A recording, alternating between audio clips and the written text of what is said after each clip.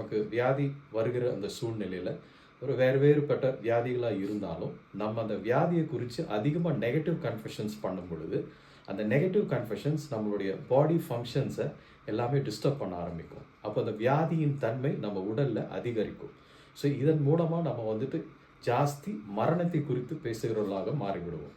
ஆனால் நம்ம வேத வசனங்களை தியானிக்கும் பொழுது, நம்ம ஜபிக்கும் பொழுது, நம்ம அந்த ஜீவனை குறித்து நம்ம அதிகமாக பேச ஆரம்பிப்போம்.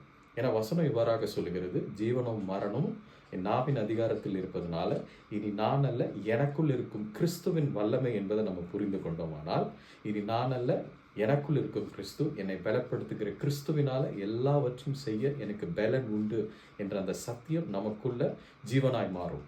அப்போது இந்த வியாதியை குறித்து அதிகமாக பேசாமல், இந்த வியாதியிலிருந்து நான் எப்படி விடுதலை பெற்றுக்கொள்வேன் அப்படின்ற அந்த சத்தியத்தை நோக்கி நம்ம போகும் பொழுது ஆவியானவர் நம்ம இடத்துல இடைப்படுகிறார். அப்போது அவருடைய வசனங்கள் மூலமாக நம்ம இடத்துல